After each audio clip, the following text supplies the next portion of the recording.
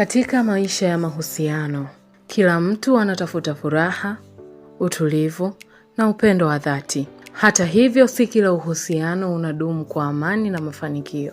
Wakati mwingine kuna ishara zinazoonyesha kuwa mambo hayapo sawa, lakini mara nyingi tunazipuuza au hatuzitambui mapema.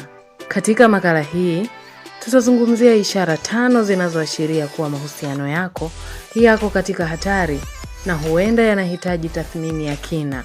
Ishara ya kwanza ni kutokujali hisia zako.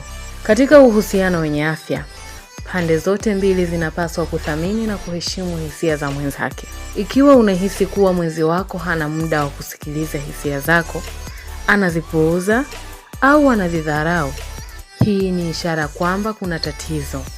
Mahusiano mazuri yanajengwa juu ya kujaliana na kuonyesha huruma. Ishara ya pili ni kupungua kwa mawasiliano. Mawasiliano ni msingi wa uhusiano imara. Ikiwa unaona kuwa mazungumzo kati yenu yamepungua au yamejaa ugumu, basi ni dalili kuwa kuna tatizo. Mawasiliano duni hupelekea watu kuhisi kutengwa, kupoteza uaminifu na hatimaye kusababisha mgawanyiko. Ishara ya tatu ni kutokuelewana mara kwa mara. Kugombana ni jambo la kawaida katika mahusiano. Lakini kama mabishano yamekuwa mara kwa mara na hayaelekei kupata suluhisho, ni ishara kuwa kuna matatizo makubwa zaidi. Mabishano yanayojirudia bila kufikia makubaliano yanaweza kusababisha chuki na maumivu ya kihisia. Na ishara ya 4 ni kushindwa kushirikiana kwenye maamuzi muhimu.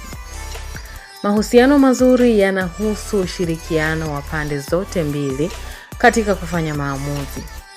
Ikiwa unahisi kuwa mwenzi wako hafikirii maoni yako au kila mara anafanya maamuzi peke yake bila ya kukushirikisha, basi ni dalili ya kuwa hathamini mchango wako katika uhusiano huo. Na ishara ya 5 ni kuhisi upweke hata ukiwa kwenye uhusiano. Moja ya hisia mbaya zaidi ni kujihisi mpweke wakati bado uko ndani ya uhusiano.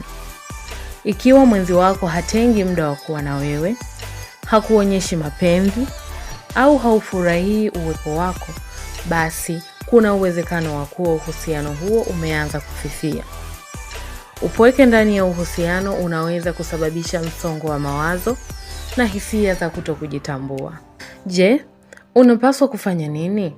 Kama umekutana na moja au zaidi ya ishara hizi, ni muhimu kuchukua hatua. Na hatua ya kwanza ni jaribu kuzungumza na mwenzi wako kwa uwazi na kwa uaminifu. Pia, tafakari kama uhusiano huo bado unakuletea furaha au unakuletea maumivu zaidi. Ikiwa hali haibadiliki hata baada ya juhudi zako, huenda ni wakati wa kufikiria upya mustakabali wa mahusiano yako. Mahusiano yanapaswa kuwa chanzo cha furaha na amani, na si chanzo cha huzuni na wasiwasi. Tathmini hali yako, chukua hatua kwa ajili ya ustawi wako wa kihisia na wa kimaisha. Mahusiano yenye afya yanahitaji juhudi, uvumilivu na mawasiliano mazuri. Kama umeona ishara hizi kwenye mahusiano yako, usikate tamaa haraka, lakini pia usipuuze dalili zinazokuumiza. Chukua hatua kwa hekima na hakikisha kuwa unajilinda kihisia. Je, umewahi kupitia hali kama hizi?